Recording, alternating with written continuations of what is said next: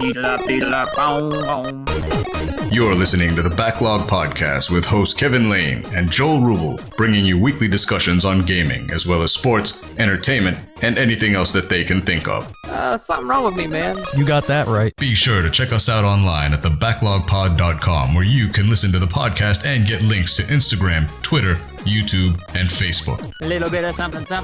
I'm Joe. I'm Kevin. And we are The Backlog Podcast. Yeah. Now, gear up and get ready, because we're about to check another one off of the Backlog. Hey, what's going on, everybody? This is the Backlog Podcast here, episode 57, May 27th, 2019. Got me and my man Kevin here. Yeah. What's up, Kevin? Hey, man, how you doing?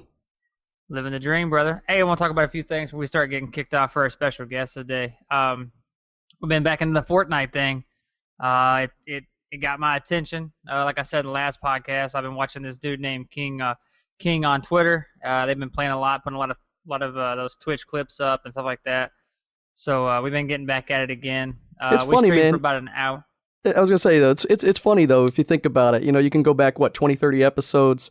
You say you never playing that game again, but here we are. Yeah, but the reason I play that game now though is they put a mode in there where it's first to 150 kills. It makes it a lot more fun. It's not even really about building anymore because you don't need to build. Like, I barely build. You don't have to. It's about high ground and just running around, running gun, and basically like Call of Duty except with Fortnite. But we've been pushing Fortnite now. We have that creator code. So anyone wants to go in there and put in our creator code, Backlog, that'll help us out. Help us get a few dollars to keep the stream going, keep the YouTube channels going. It takes a lot of work, time, money, and for us to do that, so that helped us out a lot. You can check me out at twitch.tv/TeamMR Gaming. You're rising, man. You're moving up. Hey, man, I'm trying, dude. I mean, we gotta get you to affiliate. What is it? What's the first one? Affiliate? Yeah, affiliate. I'm close. Yeah. I have everything met except an average of 3 viewers. I'm like 2.5. Dude, so I'm close. Yeah, if you guys are listening, seriously, go join Team EMR Gaming. I mean, this guy, once he starts going, it's sick, it's silly, it's fun, and I mean, I know the guy and I can watch him. But I'll tell you what, you at least laugh one or two times during my stream, if not the whole time, because we are having a good time. Yeah, go follow him, Team EMR Gaming, and he usually has someone on there with him. They have a good time. If it's not me, it's somebody else, man. He's got a good channel over there. Yeah, me, Team Ramtide, and Kevin Bacon Lane here. We played some Fortnite tonight. We did pretty good. We won 3 out of our 4 games. Yeah. I think Kevin's highest kills was it 14? Yeah, I got 14 that one game. My highest was 11, but it's fun, man. It really is. I actually enjoy it. It's pretty cool. Well, when you think about the type of games you're used to playing, I mean, we just started. Tell them a little bit about like the multiplayer in Call of Duty. We haven't even touched that since 4 came out, and we jumped into it the other day. Had a blast. I mean, it's like it's actually different. that was fun. I mean, that kind of took me by surprise to how much fun it was. You know, we were gonna just record ourselves doing it, and all you would hear is "God, jeez, bullshit! Come on!" And I forgot how much. We should still do that though, man. We should try and record one and then listen to it back to see what it sounds like, and that we should do a live Call of Duty posting. You know what I could do is first of all, we get a bunch of sound bites out of that shit, but second of all, I can cut out every dead space there is and just have it just all of our cursing and anger, and I'll put it to music or something. But yeah, man, check us out. YouTube channel, Team R Gaming as well. Kevin's got his YouTube and Twitch. He'll tell you about that. But we're trying, dude. We're putting everything we got into this. We ain't joking around with it. We're having fun with it, but at the same time, it's hard. Starting out small. I mean, that's why it's pretty cool whenever you listen to the special guest, man. He talks about it. Everyone needs to help everybody when it comes to streaming. So everybody started small. So yep. No one got where they're at overnight. Yeah, it's funny, not to cut you off here, but it's a really good point, and we get into it in the interview. The guest we have today, his name's Troy Tuttle, and you might not know him by that name. If you do follow Fortnite and you you're interested like me and you listen to podcasts about it and stuff, I mean, you might say to yourself, why would I want to do that? But what these guys do is every Monday, it's called the Fortnite Podcast. Oh, motherfucker. Oh, what'd you do? Sorry, bro. Continue on. Joe's going to the hospital. All right. God, that hurt. He just cut his finger off. He's fine. But yeah, so Troy is known as 2LoudTX. TX being Texas. He's a big dog out of Texas, and I've listened to these guys for at least a year, and his co-host Monster D-Face is one of the regular faces of Fortnite, hired by Epic Games or flown out by Epic Games to go host and cast events, and Troy has done that as well. For not necessarily, I don't know if it's on behalf of Epic Games, but he's done different events, and he talks about that a little bit.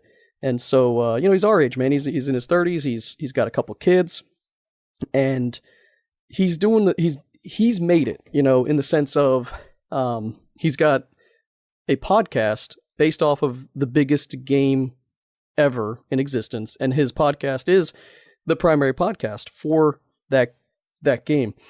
One of the things we get into, which is pretty cool and interesting, is the demographics, though, because kids, when you look, we ran an ad, Joe, and one of the ads we ran was for Fortnite, and it just give me all Fortnite fans on Instagram and Facebook, and it tells you afterwards who it hits.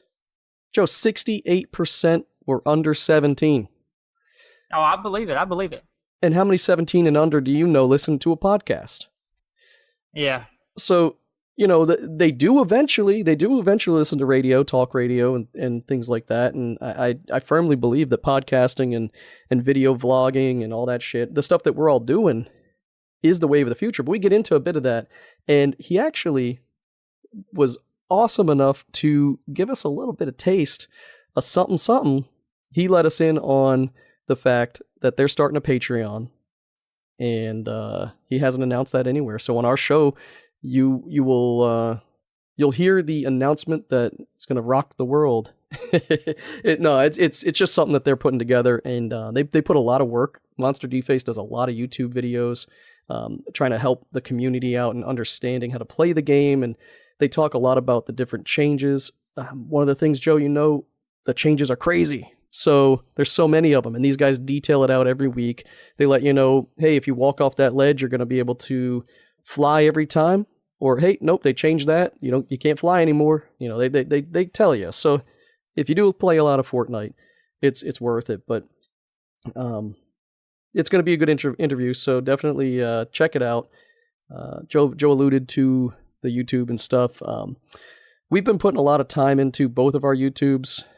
I know that we are both the Backlog Podcast, but I primarily control the Backlog Pod YouTube and Instagram and Twitter, while Joe is putting his time and effort into the Team Emar Gaming one. We're all one unit. And when you go to our website, thebacklogpod.com, we have under the About Us, you can see the stream team, right? And so one of the things we're going to be focusing on is streaming together, and you can go right to our website and you can watch Joe and me side by side. We put it together that. And it's a pretty awesome way to do it. I know that Twitch just started this whole, Joe, have you seen that with the Twitch? If you're an affiliate, I guess, or a partner, you can now do a streaming, you can stream together basically and link accounts and stuff like that. But it's only for... That's awesome. Yeah, it's only for the people who are making it right now. So makes it harder for the up-and-comer, to be honest. Because if you're just trying to get started and you don't have all the tools, and these guys do, so I don't know. What are you thinking, Joe, in terms of streaming? And I know your computer, we got to get that thing working so it doesn't crap out. But in terms of what you want your viewers to to give you, feedback? Do you want them to chat? What do you want? Do you just want them to watch? What kind of stuff excites you when you see a couple more heads popping in? Oh, I love people talking in chat. There's a guy on here right now that Cushy Nugs. That dude always stops with my chat, dude. Cushy, because he's one of those guys that you show support, he'll give support every time.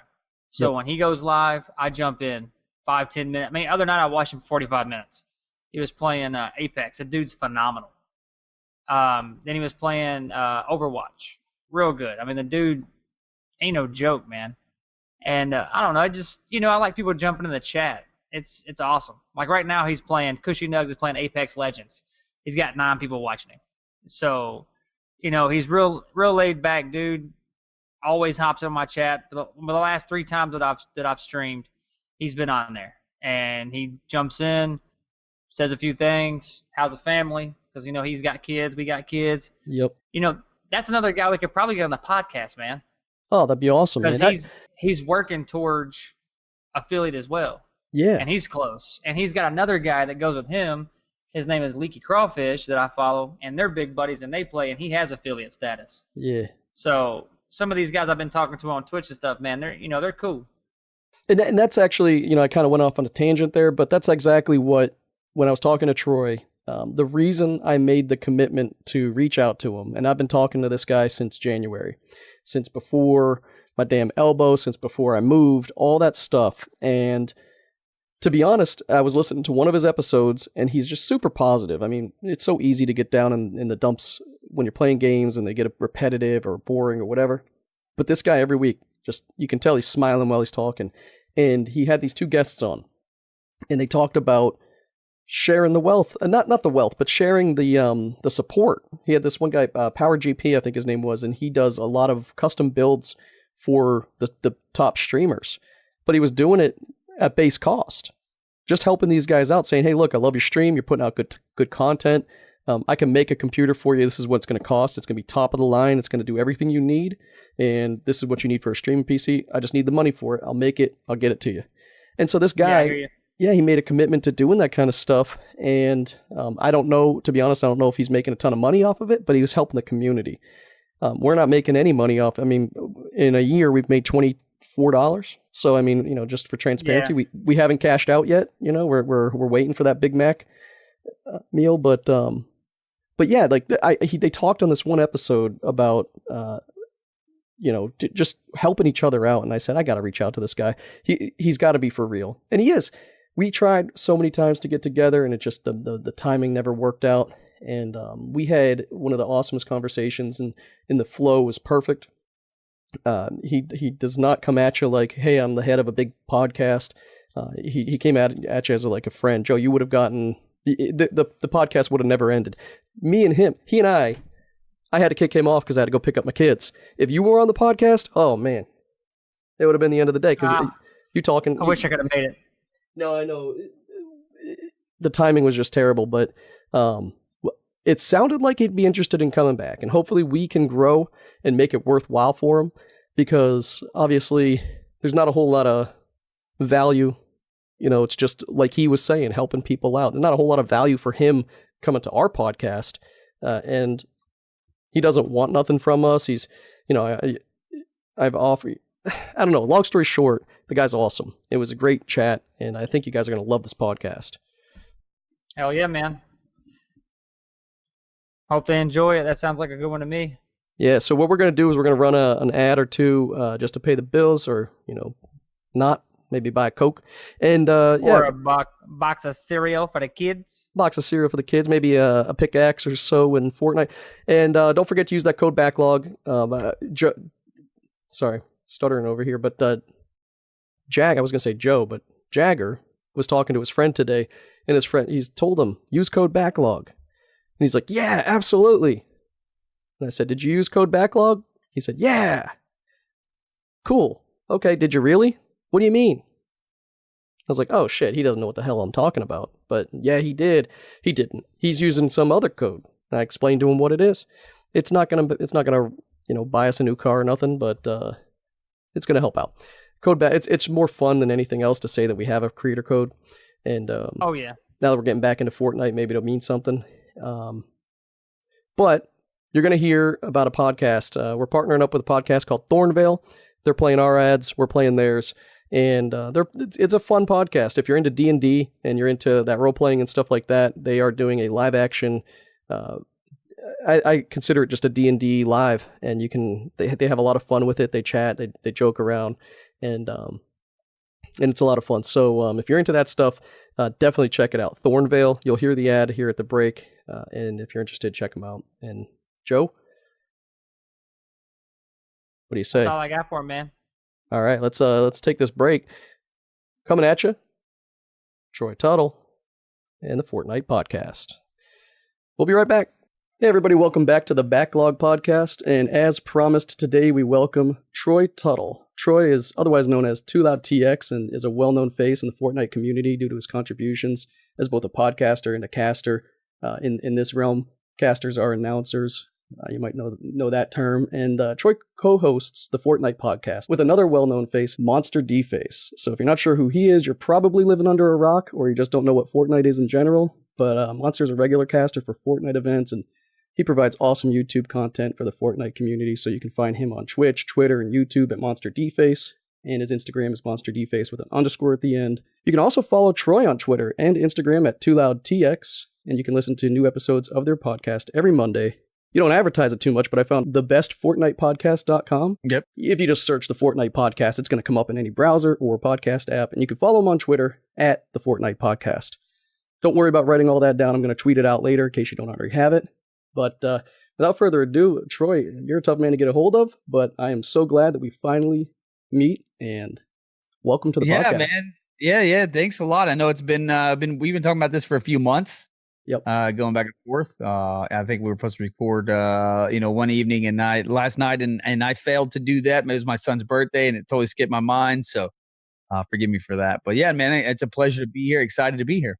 I'd say he's a little bit more important than me, but you just met me, so we'll gauge that later on. Kidding. True. It's kind of the thing in esports now, and in the realm of podcasting as well, is Yep. There's a lot of people coming up, and the importance of someone can definitely change throughout time. That's for sure. Yeah, absolutely. Actually, I want to ask about this because I hear you talking about it on your podcast quite a bit. And forgive me, I feel like I know you. You don't know me very well, but that's the benefit of the podcast, right? I mean, you talk to us every week, every Monday. You put out a new podcast, and without fail, you're there, and you have an excitement about you that about the Fortnite community and about the Fortnite product that I've seen waver across. I've been with Fortnite since like the week it came out, and I've been addicted ever since. It's what prompted the final initiative to start the backlog, because it was like, man, all these awesome games are coming out every week, yet I draw myself to Fortnite. And I even went, stupidly enough, when Fortnite came out, I was hell-bent on the Battle Royale. And then I saw Tilted Towers come out, and I was like, this stuff's overrated, it's old. And I got sucked into the Save the World. Played that for like 4 or 5 months, and then Season 4 comes along, and I was still watching people, and I was like really interested in the story that they were building. And I jumped back into Battle Royale, never really looked back to Save the World, and I missed out on all those skins. So I was one of the OGs, and I don't got the skins to prove it, except for one. I got one OG skin, but anyways, I have one. I have when Renegade Raider came out. I guess you could call it Season 1 technically. Yep. I didn't buy Renegade Raider. In fact, Noel Zero, the guy that was doing the podcast with me, he bought it. I didn't buy it. I bought the pickaxe. So I do have the pickaxe from Renegade Raider, but that's is that the one with the barbed wire? Yeah. Okay. So it's like spiky, I think, with barbed wire on it. I got that one as well. I didn't get the Renegade Raider, but I bought the pickaxe. It is because in Season 1, it was a joke, and we talked about this on the show early on. It's like, oh, I reached level 30. Now you're going to allow me to buy something that costs literally $30. Like to get the skin was $30, and I believe at that time I don't even know if it was V-Buck oriented. It might have been just straight cash MBR at that point. Like, I don't think there were V-Bucks. Maybe there were, but maybe in Save the World V-Bucks were existent, but I don't remember. I have to go back and look, but like earlier videos. But I want to say the first season was just straight currency, and then they implemented V-Bucks in the second season. Yeah, I think it's funny though, to take us back to one of your points that you said is that you feel like you know me because you listen to the show right every week. Yep. And this is something that really intrigues me because I do the same thing with people that I watch and listen to. So one example is Hex from Optic Gaming. Hex has his own podcast called The Eavesdrop. really cool where he interviews high level people. I've been around Hex at events like Call of Duty events I started getting into covering last year for Deserto, and being flown around. And so like by default, I think I know Hex, right? Like yep. I listen to him all the time. I hear his story. I can tell almost anybody about the trials and tribulations that Optic have gone through, what they're going through now. And I've seen him, I've shook hands with him. So like, I literally think when I talk to people sometimes in my mind, I have to remind myself, oh wait, I don't really know this person. I think I know them, but I don't. And that's so interesting to me, because then you look back at it like you do. A lot of people think they know me, right? I share a lot about my life. And I hope people actually do feel like they know me. To me, that's the sign of a good podcast, right? It's like, if you are interested in me and then interested in the topics that we're talking about, then I want you to be in your car sometimes be like, Troy, I love you, but I hate you because you're an idiot for your choice right here, right? Like, I'm good with that. If that's happening, that means I'm doing a successful podcast. And I think that's really interesting that how you mentioned you think you know me because of that. And I think all of us in the social media realm tend to do that because of how available our lives are to everybody. Yeah, I mean it's funny how you talk about like going to these events and getting to know these people. Now that you're where you're at. I mean, let's face it, and I'm kind of skipping ahead on what I want to talk about, but I mean, it's the perfect topic right now. I mean, Fortnite is without a shadow of a doubt the biggest game ever, and it has revolutionized the gaming industry, the development industry. You talk about it every week, just how I mean, it was unheard of to expect changes in games every few days or weeks. I mean, in months, you would have to wait months for an update on a game, and that was just a year ago.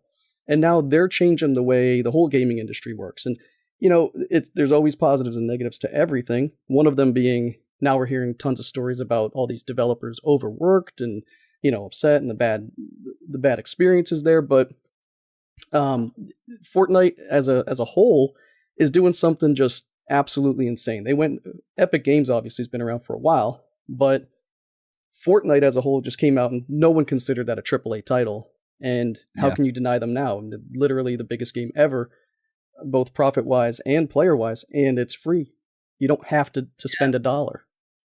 Yeah, so. It is really interesting what they've done to try to transform gaming as a whole, right? I think they've transformed an outlook from the outside, right, into gaming. When you talk about Fortnite being this monumental thing that's been worldwide, it's brought some good eyes on gaming and some bad eyes, right? At first, I remember a lot of like ABC News and stuff is like, your kid is playing too much Fortnite. Their life is going to hell. And then they just purchased ABC News and right. It's like I wish Epic would just purchase them. No, but like I think it's interesting because not only from that, they've also transformed the esports space. We talk about that a lot. I think it's still a battle, probably for them internally and how they deal with it, because a lot of people think traditional esports and we've come a long way to get esports where it is now, and why buck the horse? And they are like completely bucking the horse by giving everybody awards, by, taking, opening world qualifiers to everybody, not just organizations that have names or money, especially in a time where, you have Overwatch League where, their spots cost millions and 20, 30, 40 million dollars to have a spot on Overwatch. And I don't know about you, but like, I don't talk to a whole lot of people that just watch Overwatch. That's actually a huge factor here. And that's actually leads up to what I was going to say is like your podcast is, now I know you've done a couple of podcasts here and we'll talk a little bit about that in a minute, but this one is the Fortnite podcast. I mean, that's what you title it, and it's true. When you go around and look at all the different ones, and I've listened to 6 or 7 different podcasts, there's none as consistent. There's none that have the face that you have, and with Monster there, and Monster working with Epic every week, and like just there is no other podcast that you need to listen to if you listen to you guys every week, unless you just can't get enough Fortnite. And so you're there, right? You're the host of the most important game in the gaming industry ever. Some would laugh at that, but at the same time, it's made its presence. Yeah. And you've got the podcast. So what does that do to you now? Now people know you. They They feel like they know you. And so when you go to these events, I mean, some of these streamers have to be thinking the same thing you were just thinking, right?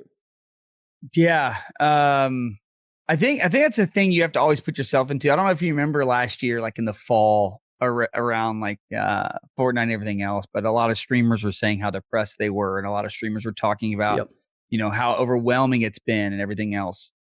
The space is in an interesting situation right now because for streamers, there's not a boss, right? It's you.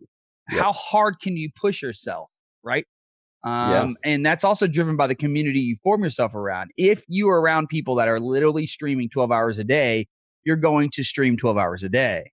Like if that's the community you involve yourself. I had a youth pastor tell me one time when I was a kid. He said, "Show me your friends and I'll show you your future." Right? So, if you show me what you're involved in and what you're doing, you're going to gravitate to those areas more, whether it's good or bad. Right? And one of the things I'm definitely going to try to teach my kids as they grow up is, hey, like what is your surrounding? What are you doing? What is going on? Because that's going to be reflecting of what you'll be tempted to do, what you may do, right? And it's the same thing when it comes to content creation. If you surround yourself with people that are building content continually, you're going to be driven to build content continually. The problem is that right now it's a race. It's like a rat race, right? Like everybody's trying to get to the top. Everybody's trying to get there. Everybody wants to be the next Ninja. Everybody wants to be the next Tfue. And sometimes I think what happens in the space is people forget to, and especially, and this happens to me, we forget to embrace the small rewards, right? And the small steps. It's really easy. It's really easy for somebody like Spaceline, who's in phase, been in phase the whole time since the beginning, for him to look and go, man, I only have 250,000 followers on Twitter. I only have maybe a consecutive 500 people that watch me while I stream all the time. I really want to get to the next level. But for me and you, if that was happening, we'd be like, I got 250. This is where I wanted to be. This is what I wanted. And there was a time that he was like that as well. And it was a time whenever I was like, man, if I can just have 100 people listen to my podcast, I'll be happy with that. But being the biggest game in the world, I want hundreds of thousands of people to listen to my podcast, right? I mean, whether or not there's 100,000 people that are listening to podcast yet, I don't know. As far as in this space, right, in games, the trouble that we have with the podcast is that so many times somebody's a fan of a game, or they want to be a fan of what's going on, but they don't know either podcasts exist or the demographic is just not somebody that's going to listen to talk radio. I was going to say that I ran an ad the other day on my Instagram. I've just started putting some money into, pushing our content and stuff like that. We really didn't do any social media. I'm probably around the same age as you. I'm not sure exactly how old you are, but I'm almost 40. 34. Oh, okay. There you go. Prime age of 34. There you go. Yeah, I'm 38, about to be 39. And so we're ripe. We're ripe. Yeah. 5 years ago I would have said, man, those are old people. But now I'm saying we're just right. Oh, yeah. And so I see, I have nieces and nephews. They're all telling, oh, you can't, Facebook's over. I mean, I ran a t-shirt business for 10 years, going back to like 2005 to 2015. And Facebook was all I needed to communicate. I was able to target with ads and stuff and do exactly what I wanted because it was a side thing, but it was still, there was no Instagrams and Twitters and all. I mean, there were, but it wasn't what it is today. And so I just now am finally, like 2-3 months ago, my son really he wants to start his own YouTube channel with Fortnite content and everything. And so I got all this stuff and I've been pushing it. Long story short, for his birthday, I was really hell-bent on getting him a creator code. And so I pushed everything and I got up over the 1,000 and we got a creator code and it was cool and super excited. And so now he can tell his friends when he's playing, I got a creator code. But what do you do with that, right? So now I go and I'm pushing the content on Instagram and Twitter. Twitter, for me, is like a graveyard. No one's commenting. There's retweets and sometimes some likes, but Instagram is where it's at. So I go to Instagram and I start putting $5 ads out just to see. And I did a Fortnite ad and I looked at the demographics. It was 68% were under the age of 17 that looked at that picture. And it blew my mind. I mean, that's like, yes, we can, as if you're trying to sell a product, that is, you're not going to sell too many products to those kids unless they can go convince their parents to buy it for them. But if you have content, they're going to watch it. The 13 to 17 demographics are exploding in this environment. So, but you just said a huge important point is like, they don't even know podcasts exist. I was talking to a 16-year-old kid on a random, Fortnite match, and I was telling him about, I ran a podcast, and he was like, that's stupid. He just thought it was stupid. And I was like, well, just give it a listen. Tell me what you think.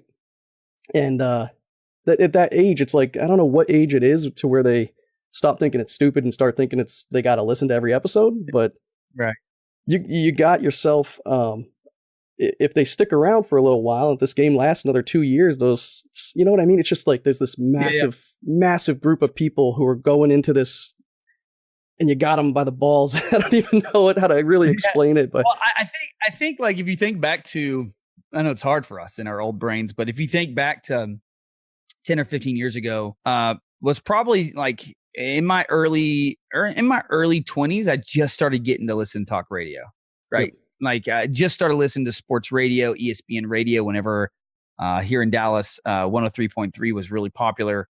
And of course, popular amongst the group of people that I talk to and working in business here in Dallas. Obviously, sports are a huge thing. So if you look back, like I think you have to be somewhere around that 18 plus range for podcasts to really matter to you. I mean, I have nephews that are huge Fortnite fans that know what I do, know the people I speak with and talk to and events I go to, but they don't listen to the podcast for a week because they just don't care, right? Like they would rather, they number one, they don't have the hour in the car, right? Number two, if they are in the car and they're 16, 17 years old, they're bumping phone. Some music, trying to impress the girl walking down the street, not listening to talk radio. You know what I mean? So you have to put yourself, I think, in an understanding of that. The difference is that as the millennial group, if that's what you want to call people of our age, we're at the higher point, I guess, of the millennial group. But if you want to call that, as we continue to age, there's a huge group of us that will continue to move forward, and we've brought gaming this far. Beforehand, like, you don't have a huge demographic because podcasting is in the past 5 years is gaining people because the people that are millennials are growing up and starting to listen to podcasts because we know it's the new wave, right? We know it's the new thing. Like radio is disgusting. No one's going to be on it much anymore. Like, I don't know about you, but I don't really turn on radio. I turn on, like, if I turn on anything, it is sports radio, but I'm not trying to get my news from there. Like, I would love the statistic, how many people actually that are over the age of 40 get their news from television and radio versus people under the age of 40. Well, it's funny. Right? The only time radio's been in my car for the last probably 4 years is when my Bluetooth didn't connect and it came through, accidentally. I don't even consider going to the radio. Yeah, once you discover the world of podcasting, you can get what you want and talk about what you want to talk about. Why would I need to go listen to anything else? Right? That's the mindset of it. My other thing though, when vlogging, right? My son, he's 8, and Ali, he'll watch Ali do exactly what you and I do for hours.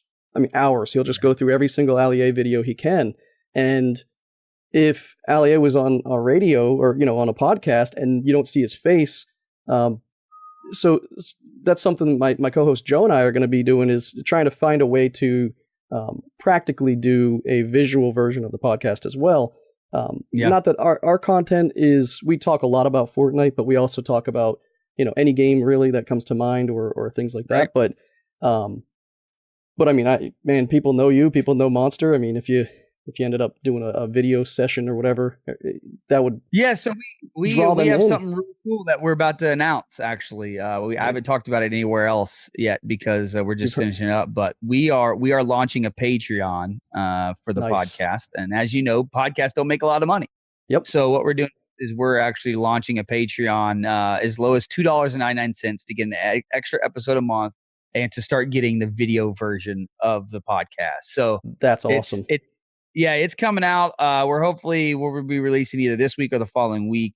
So we got everything lined up, got it approved. We've been brainstorming, working on all the different tier awards, because the thing that you want to do when you do a Patreon, and so many people get a bad taste in their mouth with Patreons because they join it and either doesn't really bring any value to them. They're paying too much maybe for what they thought the value was, or the content creator gets overwhelmed and isn't able to manage it. Right. So for us, a big thing when we went into talking about it was focusing on something that is tangible as far as, really good content for the listener. And then also making sure it's something we can provide and continue to give. So we got some really cool stuff coming out for that. But yeah, I mean, podcasting is a different beast, man.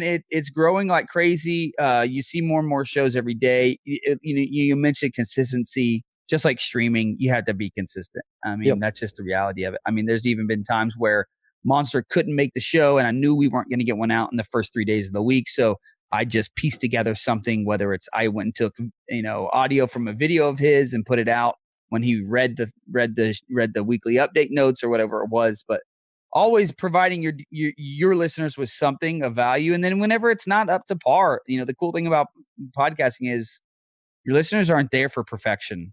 They're there to enjoy you and get to know you. And I used to spend hours, bro. I'm telling you, I spent 4 or 5 hours editing an episode of the Destiny podcast back in the day.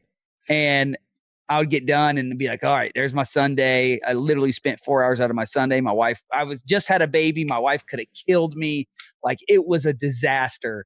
I don't know why I did that, but every and E and everything I could take out, I took out. And then I was like, wait a second, people aren't getting like the real feel. And I listened to all these other podcasts. I'm like, yeah, I'm not doing that anymore. Yeah, you listen to like Joe Rogan, one of the biggest podcasts in the world, and he doesn't edit that stuff out. It's all in there. And so, I mean, I breathe heavy, and I don't know how to, I practice all these different things. But when I listen to myself back, it's like, oh my God, will that go away? I can't, how do I fix that?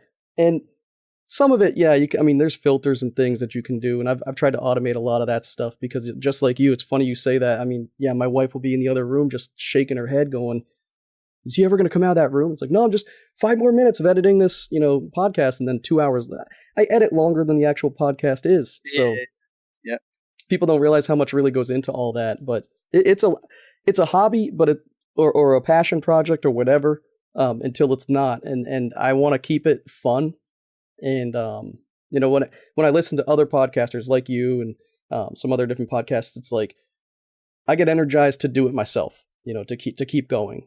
The first time I finally decided we were going to do it, we were going to have a 4-person panel and go over the different things, and I'm kind of glad we didn't, even though I wanted those people on, because Joe and I have a pretty good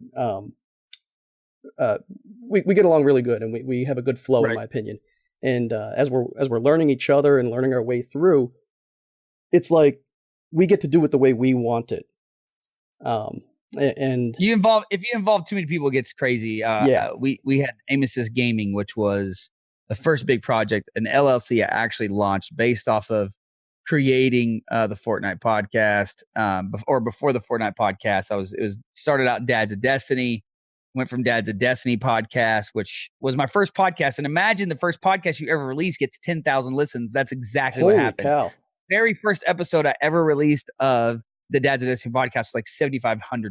How'd that happen? I mean, was there a reason? Did you know somebody or? So I knew Destiny was going to be huge, right? I knew Halo was huge. I knew Bungie was going to be huge. And I've been in the gaming industry since I was a kid. I'm playing games. I'm a huge addict of it. I grew up in a really competitive sports family. And so for me, I was the youngest of 3 boys. But I knew at least in games I could beat my brothers at something. Although in basketball and football, they were my brother's 6'4", 6'3". I'm 5'10" on a good day. And so my brothers were 6'3", 6'4", 210, 250. And so they're big boys, and they could do a lot of stuff. So besides playing point guard and pick up basketball, which is what I did a lot of the times, and trying to just be fast and run, I knew the one thing I could be better at was video games. And so that's what I always was just intrigued by. I was always more competitive. I remember pissing off my oldest brother playing Super Techno Bowl on the original Nintendo and him throwing the controller across the room, and how much gratification that gave me, right? I was so happy to piss him off that much. Was that the halfback pass left? Yeah. Exactly. Run it up the line. That was the best. Every single time, it's so, the original one, you throw it to Bo Jackson, you basically scored every time. So. Every time. Yep.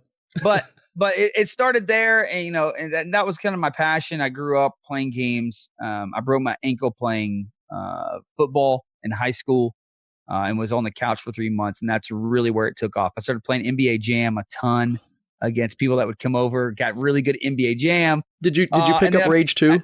Sorry to cut you off, but did you see the Rage 2 stuff? I haven't picked it up. Did you hear that they put that guy, the announcer for NBA Jam, in Rage 2? Yeah. I mean, that was the coolest stuff. It brought me back, man. Yeah, some nostalgia there, obviously, but for sure. But yeah, so you were playing NBA Jams and all that. It took me to play. I had a PS2, and I wasn't really playing it much, so I went to GameStop. I was managing a restaurant at the time. I was like 17 years old. Don't ask me how I got to manage one of the best restaurants ever. I don't know, but in my hometown of Rockwall. His son was my age. That he needed managers to train. So while we were going through high school, I literally managed a restaurant called Joe Willie's for like 4 years. That's awesome. One of the best places in my hometown here in Dallas. But ended up going and taking my PlayStation to a GameStop, and I was in there, and there was a lady behind me that was wanting to buy a PlayStation 2, and I was looking to sell a PlayStation 2, and the guy inside said, "Hey, I can't have y'all do that in here." And he said, "But you will get more money if you sell it to her directly." So we tested it inside, showed that it worked and everything. And then I was like, "Oh no, I'm not going to sell it to GameStop. I'm going to bring it back." So I went outside, got the money, walked back in, bought an Xbox, and bought Halo. And literally at that point, my life changed. When I played Halo, and I'm telling you, I grew up playing games, but there was something about Halo that really, really triggered me in my competitive nature. And when we started doing LAN parties, I remember like I was on sports teams and stuff like that in high school, but I was hanging out with all the people that played games, right? And everybody's like, "Y'all are friends? Like you hang out with those people?" I'm like, "Dude, these are like my best friends. Like this is who I spend all my time with when I ain't with you guys playing sports, right?" Like, and we would literally, we had a friend that had a pool house, and his parents wouldn't care, and we would bring 4 TVs and 4 Xboxes, and we would have Ethernet cables running through the pool. So luckily the cables are coated, right? Because they weren't long enough, but they had to run over the pool, and they were dipping in the water. I remember in the winter, the cable froze in the pool. Oh shit! Right. So like we are doing this because we love playing video games so much, and it just spurred from there. One thing led to another. I knew when Destiny was coming out, it was going to be huge, and I wanted to get into podcasting. I had listened to this podcast for a long time called the Angry Gamer, I think it was. And they also had like a bunch of different shows that they did. They became a Red Barrel, I think, at one time. But anyways, ended up listening to that. I was like, man, I want to start podcasts. I ended up going and starting the Dads of Destiny podcast. That led to us saying, hey, we don't want to be tied down by one game. Let's do something else. So we launched Amos's Gaming. We ran that for 2 years. We worked with Ubisoft. It was really cool. We started the Siege the Show, which was a Siege the Show podcast. I still wish to this day that podcast would have never gone away, because as I told the guys I was doing the show with, like, Siege is just on a slow start. It's going to get better. And look at that game now. Like, it's one of the top 3 competitive games worldwide. Four, if you want to, let's put it this way: top 10 esports games worldwide. Well, that one was weird when it came out, because it had one of those high expectations, and then it dipped, and a lot of people walked away. People that stuck around, I mean, they're still there, and it's come back with some crazy resurgence. And Ubisoft is special, man. Ubisoft really is a great publisher. People can have their opinions of it. I've been on the floor with Ubisoft. I went to E3 with Ubisoft in 2016. I've been behind closed doors with them when it comes to talking and building content. And there's not I would challenge as a publisher, like, they're one of the best in the world. They really care about their gamers. They really care about what people want. And if you're a fan of Ubisoft, it's due right, because they really are. I mean, everything from, I was there with them when Siege was coming out, when Ghost Recon was coming back on, right? So they were launching all these new platforms. They had a new ski game that was coming out when we were doing a lot of stuff with them. I wanted to start a thing called Ubisoft Radio, which is covering all the Ubisoft games. And they actually took that idea and do it themselves. So good for them. I don't have time anyways, so it worked out. But yeah, a lot of, I basically was just trying to gain everything I could and learn how to podcast. And it led up to the launch of Fortnite. And I looked at my buddy Null Zero and I said, hey man, I got to start a podcast on this. Do you want to do it with me? And he did. And you started that right off the November 2017. I was looking at. I mean, you hit that one right out the gate. Yeah, I knew I had to jump on it quick. I just knew it. And then, Null Zero ended up saying that he was getting tired of the game, which is totally understandable. He's more of an RPG guy, so it didn't hold him for a long time. And then I went ahead and picked up Monster D-Face, and I had Monster on as an interview early on. And then whenever I went with Deserto, who kind of sponsored the show, they really, I think the long story there is Deserto brought me in to be their Fortnite specialist, and I just happened to come with a podcast, and they just happened to want to go ahead and try to publish it, see what they could do, because their experience in podcasts is very minimal as well. I think they have like 2 podcast shows. They had, well, at the time they had me and the Deserto Talk Show. Now they just have the Deserto Talk Show with Richard Lewis, by the way, I admire greatly. But yeah, so I got Monster came on, and the rest has been history, man. Like, me and him become friends. We didn't know each other before that. Did you realize that, again, when I'm doing all my snooping, looking around, last week was your year? I didn't know that. May 14th, episode 27. That came across as your first episode with him. I have to text Monster that we've been together a year now. Happy anniversary, Monster. He's a great dude, man. I couldn't ask for a better partner.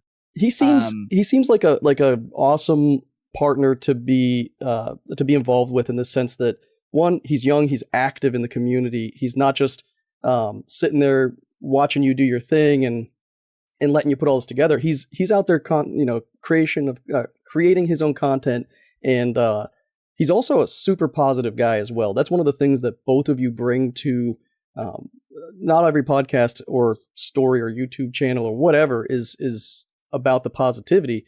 And yeah, there's negative everywhere you go. So if you constantly shit on something or talk down about it, like if you go to Reddit or whatever, I mean, it's like 90% of the posts are why everything sucks. But what about all the good? I mean, there has to be good, right? And that's what you guys bring to the table. You talk about, you're not afraid to talk about controversial subjects. You bring up, the Tifus. I did not expect you to be talking about that right off the bat, but you do. You jump right into it. A couple months ago or a couple weeks ago, there was some clan stuff. I forget exactly what it was, but you jumped right into that stuff because you are the face of the community, and you have to. If you ignore it, people are going to say, "Oh, they sold out," or "Oh, they're Epic's telling them they can't talk." No, you just jump right into it. And the fact is, you're not taking sides. You're not doing. You just talk about it, and then you explain how you feel about it. But there's always this positive attitude about what can benefit. What can I think you both said this one here. No one can win in this situation, really, and it's a sad thing. So rather than trounce on this and talk negative about it, you're just bringing it to light. And I just think that's awesome to hear both of you. Well, that's been a learning curve. I think Monster would probably say the same for him. He's probably been a little bit better about it throughout his career. But there was times in Destiny that we hammered Destiny. But I learned something from that, and that was, if you want support from a publisher or a game creator, you got to be really careful about how you address negativity. Look, there's a ton of channels out there that are popular, and they are 100%, like straight up. If they are pissed, they're going to tell you they're pissed. If they're happy, they're going to tell you you're happy.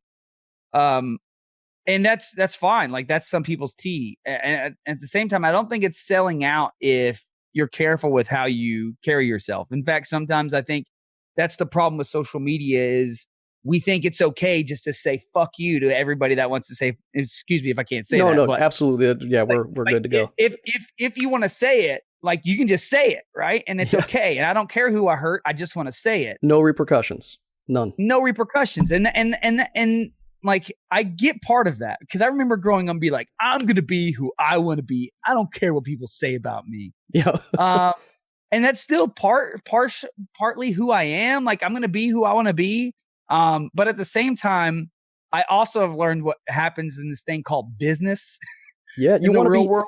You want to be part of these companies and part of the journey. I mean, look, right. You said it yourself. You've grown up on gaming. I have too, and my co-host Joe. I mean, we talk about it. That's the only reason we're friends is because I was forced to go to a kid's birthday party with my wife, and I'm like, oh my god, I just want to stay home and game and catch up on stuff. And why don't you go? And she's like, no, my friend's husband's going to be there. I think you guys will get along. He plays video games. She just throws everything into it. He plays video games, and yeah.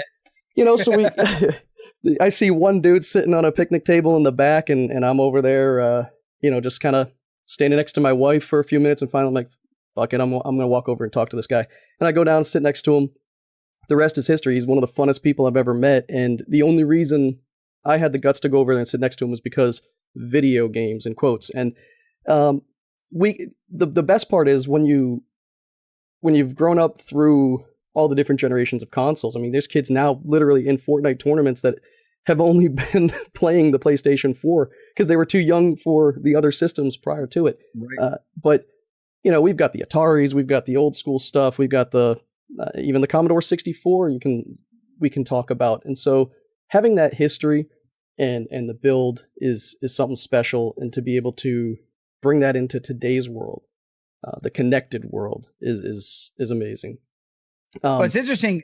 That's one thing that's going to get lost as our kids grow up is like, PCs, like Power GPU. I don't know if you follow that guy. Power GPU builds computers. He was the one on the podcast. He was the other guy on the podcast that day. He's literally made an incredible living for himself now, being able to support his family, have a rental house, like all this stuff from being able, and all he was originally was help to some of the big names that are streamers. Hey, I can help you solve your computer problem you're having. I can tell you what to do when it comes to dual streaming. I can help you build a PC. And he's built a career out of it. But our kids are going to know that, right? They're going to know, hey, I either really need to build a nice PC or buy a nice PC, or I need to buy a console, and that's it. And it's the newest console. The other one's like, what significance to my son, does PS1 or PS2 ever have? Yeah. Nothing. Right? He'll never have it. My son will never be able to say he lived through the generations of gaming that we have. Like, that's one thing people always forget is the millennial group is the gaming group, because we are the ones that were born around in the 80s when the Nintendo really came out in 85 and made its big boom. And then we watched the incremental jumps that happened from they were significant Super Nintendo, right? With Sega, and then Sega ES or whatever it was, and then going all the way through, right? We saw how many consoles came to fruition and failed. Sega Dreamcast, right? Like, these are things that we all lived through that built gaming to what it is now, and that won't be existent. Like, my son will never have appreciation for that, right? No. Well, if you look at the last game I played on I want to say it was the PlayStation 3 before I jumped to the 4, was Grand Theft Auto 5. I played the hell out of it, and it's still one of the top games on, if you go to Twitch or whatever, people are still streaming it, and it's still getting content updates and whatnot. You have the online.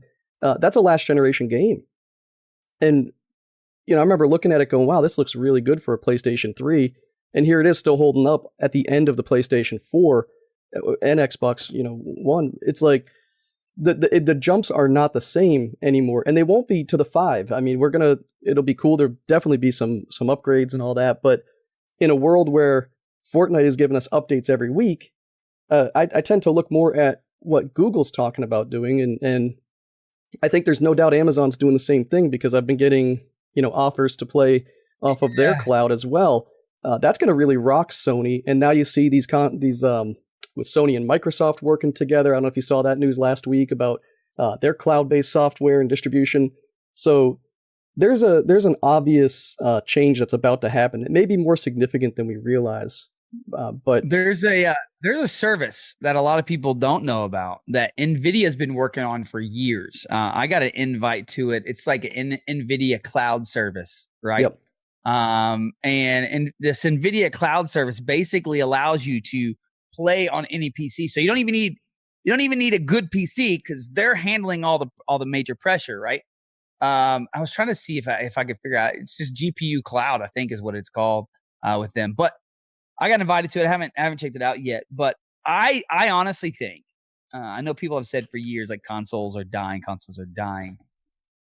I believe Fortnite kind of, and I've never talked about this, but I think Fortnite kind of put a fork in consoles a little bit. And this is where I stand on it. And I'm a console player. Like, for anybody listening, like, I got one of the brand new Astro PS4 controllers. How is that? Man, I love it. By the way, I love it. I'm an addict for anything that's Astro. I always have been. I have a couple SCUF controllers. I have a clutch controller. Like, I'm a PC guy. I mean, I'm a console guy. I've always been. I have a PC. I let my nephew borrow it for the past 8 months to play Fortnite on. I haven't used it at all. I use a Mac mainly for all my recording stuff. But do you know why? Do you know why you're a console guy over top of a PC guy? Is it because of because of simplicity, right? Because it was easy accessible. Because I could just turn it on and play. I didn't have to worry about boot up. I didn't have to worry about playing fields, all that stuff. Right. Yeah. But where we've come now, and with people like Power GPU who can build a really good computer for $1,600 and it be good for a couple years, right? Yep. And have the best performance. I'm talking about like people that care about best performance, people that care about best graphics, people that care about the most competitive nature are going to move to PC, but they're going to move to PC with console controllers. And I think that's what's going to happen at first. I think you're going to see a big transformation of people going, and it's happening already in Fortnite. You see so many people playing with a controller, right? They're a controller player, but they're actually playing on PC. Right? I'll tell you. To that point, because I prefer playing with a controller over keyboard and mouse. And I'm a super fast typer. I don't think it's a problem of not knowing where the buttons are or whatever. I just prefer, and I've grown up that way. And I've played keyboard in different games, but I prefer it. But when you see someone like Aiden or Nick Merckx being able to, and Aiden's amazing. I mean, I was watching him literally last night, and his edits, I can't imagine it being possible. And I put my sensitivity exactly to what his is advertised as, and I just don't understand. It has to be computer related, because on the PS4, it doesn't respond the same way. Well, I mean, think about it. Like PS4, you're maxed at 60 frames per second. You're just not gonna, you're not gonna get above that. I remember at one time, I don't even know if this option is still in there. They had a unfiltered model at the very beginning. I think we talked about this on the show, where you could actually turn on the frame rate where it was uncapped. Right. Yeah, back in the day. And I think we're getting like 70 on a regular PS4 is what we're getting at sometimes. Now it would also drop like to 50 occasionally, but that's why they had it an option to have it capped at 60. Because remember, when the game first came out, it was 30 frames per second. Yep. And then when VR came out, it had to be 60 frames per second, right? And now it's 200 frames per second for some of these guys and zero ping. Insane. So, I mean, I think if it, like, a lot of people think, oh, frames per second, I don't really understand that. I remember thinking that as well when I was younger. But it does have a lot to do with how clearly you can see the game and how quickly your movements can be fluid. And I think that's what's happening. In their case, sure, they're on PC. But I also, and I don't know if this is true, but I also believe that sensitivity on PC might say 10, and you might put a 10 on your console, and they're not going to be the exact same. Yeah, that's got to be. I'm going to try a little bit on my input into Windows and everything else. Everything has a different sensitivity level, and so I think that's part of the issue as well. I mean, I've had to actually back my sensitivity down in Fortnite, maybe because I'm getting older. Maybe it's I turned 34 this year. I don't know, but I had to back it down a little bit because I was like, dude, I'm building like crazy. I'm not even building properly. I'm building improperly. I'm just throwing down crazy. Yeah, and crazy. I think. I don't know if it was you or Monster or both of you talking about a couple months ago about sticking with one sensitivity and getting used to it no matter what that is. And I just have not found the one that I feel like I could compete with. And I will never, ever be in competition. But I mean, part of me says I can get in there and beat these kids, but I know I'm not gonna. I know I can't. And so, but I still try. I still go in there and to realize that, they're all under 17 and they're whipping my butt. It's like, what am I doing wrong here? What's going on wrong in my head or whatever? Because even on PS4, I know I'm playing with people with controllers and they're just like going up and their edits are so much cleaner than mine. Because they spend 10 hours a day playing the game, bro. Trust me. If we spend 10 hours a day, we might not still be as good as them, but we'd be a lot better than we are. That is a fair point. But prior to the podcast, I was probably a bit better. But now I spend a lot of my spare time that I would have been playing that, doing this and coming up with content. They're trying to, I'm in the process of, I keep saying this for the last 3-4 months, but getting content. I'm more of an automation kind of guy. I want to be able to sit down, hit a couple of buttons, and then have everything work the way I want it to. So I'm geared up. I'm almost ready to go and launch the stuff that I want for YouTube and Twitch.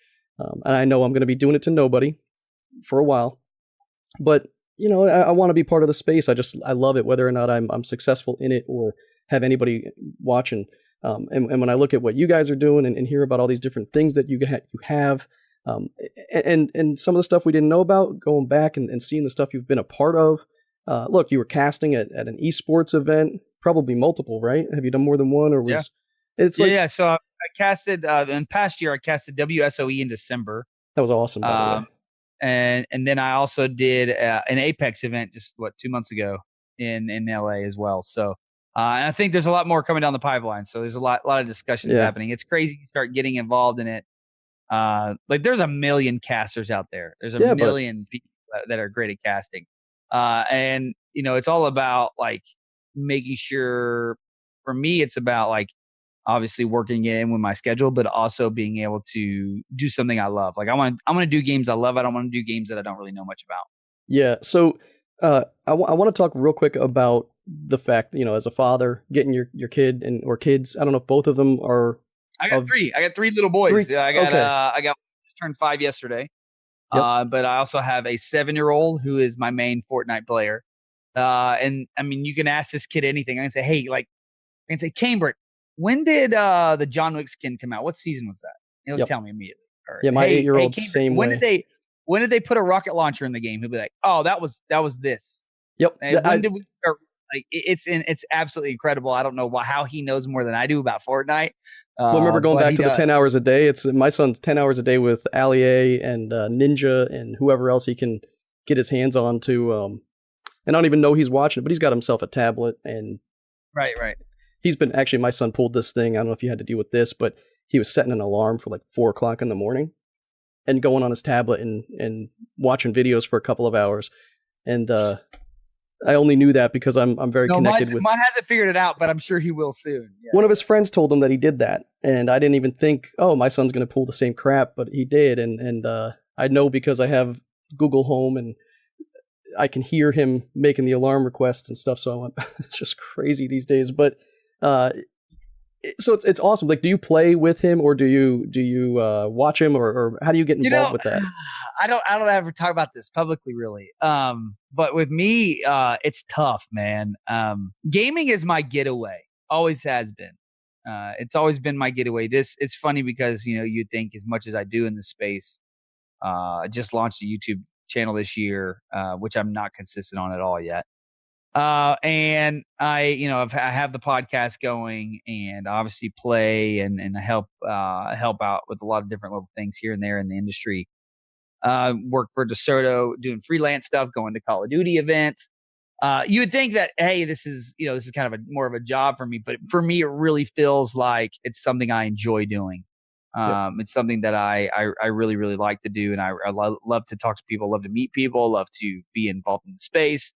So gaming for me is my escape, and it's really tough for me to enjoy playing games with my son. He's 7 right now, right? So if I get down in Fortnite and I'm like, all right, I have very little confidence he's going to clutch it out, right, to pick me back up. And that's tough for me. I know that's everybody listening might be like, dude, this dude is a hardcore dad. But like, for real, I do play with him. We typically how I handle the issue is I'll say, I'll give you 5 games. Like I'll play 5 games with you. Most of the time I pick that around because I'm a selfish human being. I pick that around like needing to get challenges done for certain things. Like for right now, like the Michael Jordan basketball thing is out, right? Yep. So I'm like, oh yeah, I'll play 5 games with you, collect my coins, get that done, and then be all right. I'm done with those 5 games. I'm going to play with my friends now, right? So you need to go play with your friends. So yeah, I mean, I'm not as good. I got a friend named Bradberg who is really good about playing with his son. He's always like, hey man, try to get my son a win. Will you jump in here and help us? And I want to play with Brad. So I'm usually like, yeah, that's fine. But like when you got 3 kids, I don't always want to be playing with kids. You know what I mean? Like my son, hopefully people can understand that. It's not a negative thing. I'm not like being mean to my child. But I'm literally trying to say like, I need my space a little bit. Yeah. My son, he's decent. I would say if you put him in a group of 8-year-olds, he can hold his own. The problem when you put him in a regular map and he gets whipped and gets upset and frustrated. But just like you were saying, I mean, I want to get in there, but I was raised by a man who was try your best at all times type of guy. Right. And so I remember being a kid and walking and he'd say, hustle, let's go. It's like, we're just going to the damn grocery store. What's the big deal? But, and now I see myself doing the same with my son. Hustle, let's go. Come on. And so he wants to play creative mode, but not learning creative. He just wants to get in there and mess around. And I love the fact that he has his own group of friends that he gets into. He doesn't even know them, but he just jumps in and all these kids around his same age are playing, but they're screaming and they're hooting and hollering. And I can't take it. I can't take that. So when I play with him and the same stuff with the YouTube stuff that he wants to do, I said, look, I want to teach you something that most kids your age don't have a skill set on. And that's being able to focus on a camera, being able to talk, with a steady voice, understanding what you're talking about and the structure of it. And it's tough. I mean, it's super tough, but I find myself when I'm playing games with him getting super frustrated because he's not doing what should be happening. And it's like, there's one, actually it was was it the marshmallow event? Yeah, it was which one was the one where we disappeared into the sky? It was white. And then that was the cube event, the end of the cube, right? Yeah, that was the cube event. That was the end of the cube event. Yeah, so he and I were grouped up, and the cube event happened. We're floating in the sky, and then I kind of assumed we were still going to finish this match out. So boom, we come flying from the sky. He and we landed. He got a kill. I got a kill. And he didn't get too many kills on a regular game, but he was stoked.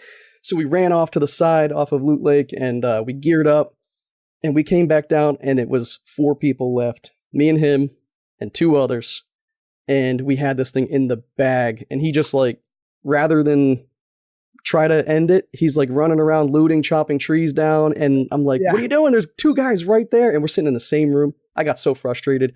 He ended up getting, he decided to go build off to in the distance to hide. Well, it's just now 2-on-1. I get downed. I'm like, get over here and res me. He's like, I don't know how to do that. It just he panicked in the moment, and then we lost. And we had this whole thing, and I was like, I am never playing with him again, man. We had this. But I'm super tough when it comes to that kind of stuff because I expect him to try his best. And I know he's my 8-year-old is such a good kid that I'm a bit hard on him when it comes to that stuff too. But I'm the same way. I'm competitive, and so I have to select my times to play games with him very very cautiously. Yeah, because of sure. I think that I also want him to have his own group of friends. I made some of my best friends, some of the best people I know. I made in gaming, playing games with. That's one thing. Like people that really talk negatively about games, that's one thing they don't understand is there is real social experience. There are real relationships made every day on video games. Yep. And sure, there's negative stuff. I mean, there's negative stuff everywhere. Parents want to say, "Oh, I don't want my kids to say bad things. I don't want them to hear bad things. I don't want them to do bad things." They're talking to these people. I don't understand who they are on the internet. How many of your kids' friends do you know that he goes to school with? Yeah, very good point. I don't know any of those parents. I don't know any of those kids. I just got the yearbook yesterday, and all these faces to names are just happening out of nowhere. But that's a really good point. You don't know. Yeah, but suddenly, I'm okay with him doing that. He spends every day with these kids. I don't know what they're telling him. Besides what he tells me. And trust me, the stuff that my son hears at public school is not any worse than the stuff he hears on the internet. 100%. Yeah. Do I give my son free freedom to just do whatever? No, I don't. We definitely watch it. There's definitely things on the internet you don't want your kids to see. But my point about it, I think internet access is different from gaming, and that in a lot of parents' mind isn't different. It's almost the same thing. Like if I give them unlimited access to internet, I got to get then they have unlimited access to gaming. There's like, sorry, you can't do that. Like they're not the same by any means. Because gaming has a culture of people that are usually there to share a common ground, right? Yep. And if you want to put the internet in quotations as a whole, it's toxic, and it's literally it's there. So anybody that wants to listen can listen to any corruption that's going on, right? Yeah. So my opinion of it is just like, I love to play games with my son. I want him to have his own space. And at the same time, I don't think gaming has such a bad rep, like, and it shouldn't. And I think hopefully as me and you continue to age and our kids grow up and millennials become parents of this generation, that a lot of that negativity will dissipate. Yeah, I mean, I'm the youngest of 5, and my oldest sister. Almost every time we see each other, I get that like, he's doing too much of this gaming stuff. You got to get outside, and it's like, I love her to death. She's one of the smartest people I'll ever know in my life. One of the most loyal, and but I think she's wrong to a point. She'd hate hearing. Luckily, she won't listen to this podcast. If she does it, Tracy, I'm sorry, but in the reality, in my opinion, that if you are smart enough to understand the positives and negatives as a father or a mother in this world, it's different than even 5 years ago, 10 years ago, and you stay on top of it, which, in my entire family, I'm the guy that everyone still goes to and asks, how do I do this or how do I do that? Yeah. So I feel like I have a good leg up on that, and I'm going to consistently keep an eye out. I mean, I do the Cub Scouts, and like I'm a pack leader, and I talk to all the kids there and the kids' parents about it, that you have to be cognizant of what they're getting themselves into. Let me ask you, how does your wife feel about gaming? Oh, she hates it, but that's how she got me, man. She told me she loved video games. And I used to, when I was you talked about bringing your computer to LAN parties and stuff. Before I met her, we did that. And but we played StarCraft and Warcraft. So she knew what she was getting into. See, my wife had no idea. She did, but she acts like all of this craziness in my room and everything, like this is all new Kevin, but it's really not. I mean, this is Kevin as I get older and have a little bit more money to spend on this stuff. That's all. Right. Yeah, that's so your wife didn't know. Now I can afford things that I wanted to buy back then. Your wife didn't know, but you're now being flown to events and casting for. That's crazy.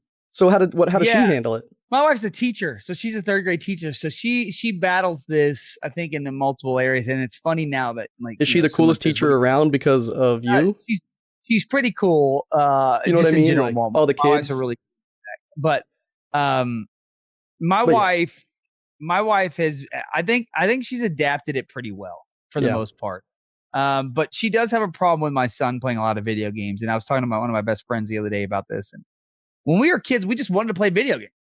Yeah. My mom would yell at me and tell me, go do something else, go outside, go down to the lake, go to your neighbor's house, whatever, just get off the games.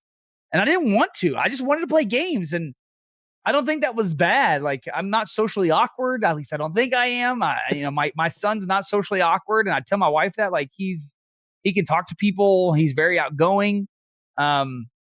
So I can understand, like, if maybe somebody's not being social and gaming maybe is keeping them from being able to cope with certain things. I get that. And I'm sure anything can be used as a coping mechanism, right? Like anything can be used as that. Think about this though. Back then, there wasn't, I mean, when I say back then, but when socially awkward and gaming were relevant together, it was before you could game with others.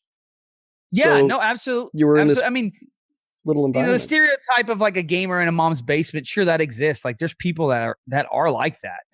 Don't get me wrong. There's definitely people that are, smoking lots of weed, sitting in their mom's basement, playing video games and having a good time. And that's their choice. That's their life, whatever they want to do. Yep. But it definitely the barrier between the nerd and the popular kid has been broken a lot.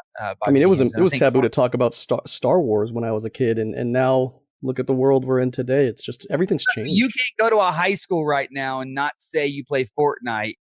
Yeah. Right now, you'd be like, "Oh, cool! I'm glad you play Fortnite. You want to play together." But if you would have said Fortnite, like whatever, if you wanted to say back in the day, like when I was in high school and I graduated in 2004. If you wanted to say back in 2000, "Oh, I play Halo," like literally, the mix of people would have been like, "Oh, you play games? You play video games?" Like, "Oh, okay." And that's not the case anymore. Like you're weird if you don't play video games. 100%. It's funny. We were at a county fair, and my son walked up to the banjo players and just started doing the Orange Justice, and it was like, I don't know why he did that, but he's got a personality on him that is awesome.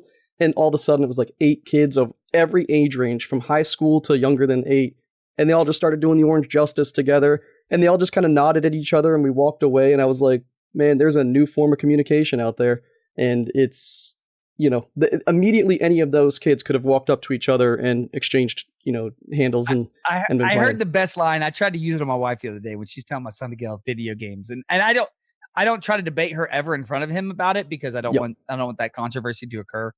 And we see eye to eye on almost everything. But yeah. I said to her, so tell me, if you have a son that loves to paint and all they do is stay in the garage and paint all day, are you going to tell him to stop?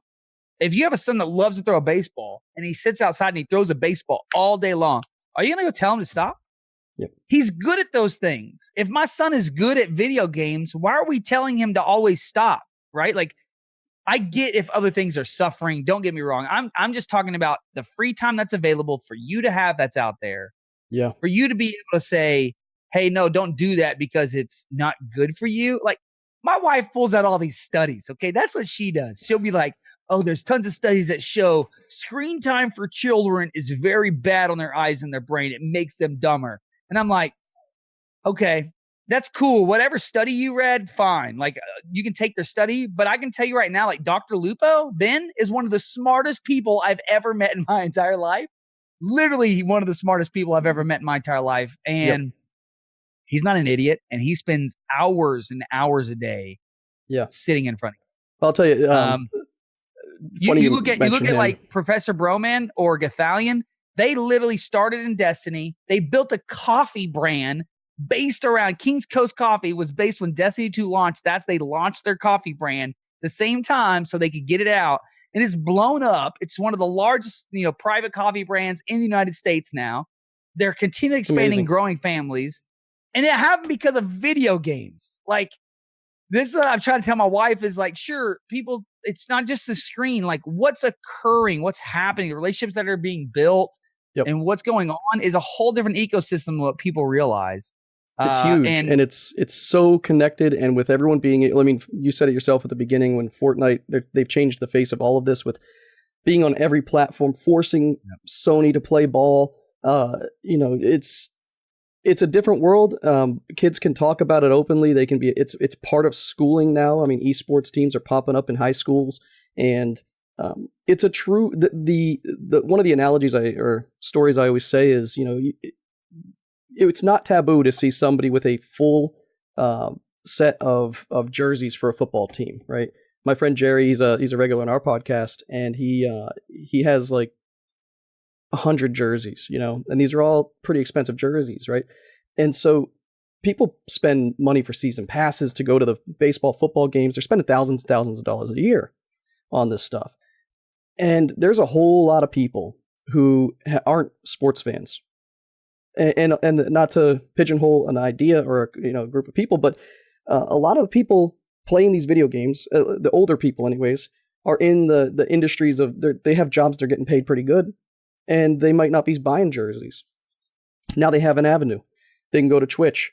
They can go to, they can give $5 here and there. It's not a lot of money to some people to be able to subscribe or to do the Patreon or to do all these little things.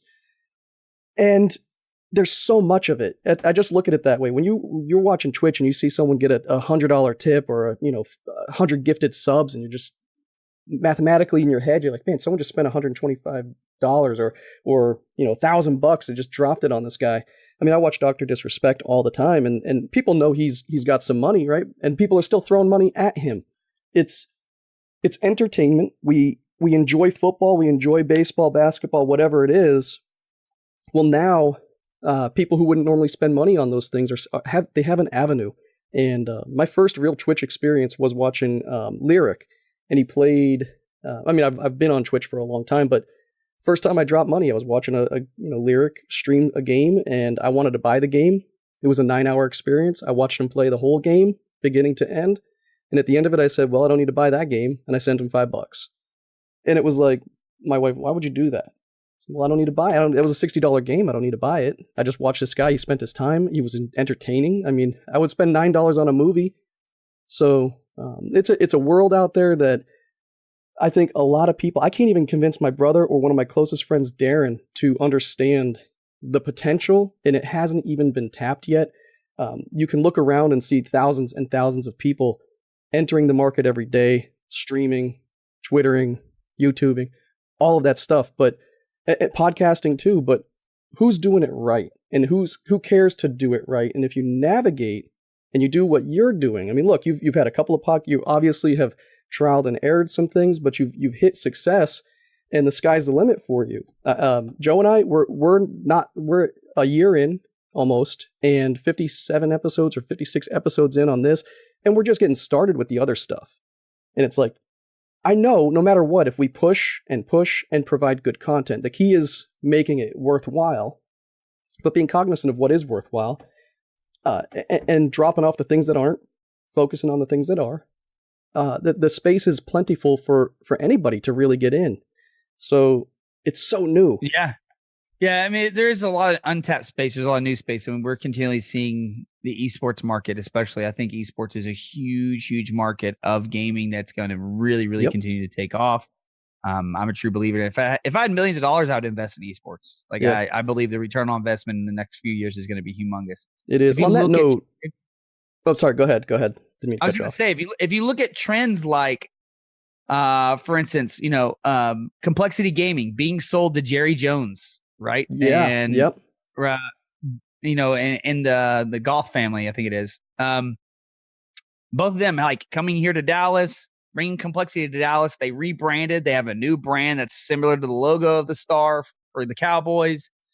They opened up a new GameStop front training center here in Dallas. That's like interesting, incredible. Like they have a catwalk where the pro teams can be playing on each side, so the public can walk through there and like literally look face to face with these players behind glass while they're playing competitive things. Like more of that's going to be popping up. Yeah. Yeah, this whole scene is only growing. And when you have someone that's as smart as the Joneses have been, they own the Cowboys are the largest franchise in sports history worldwide. Nobody is bigger. I think Madrid soccer is really, really close, but like worldwide, the Cowboys is just unbelievable, right? With them getting into the market, it just shows you, because they have the stats to prove that it's worthwhile.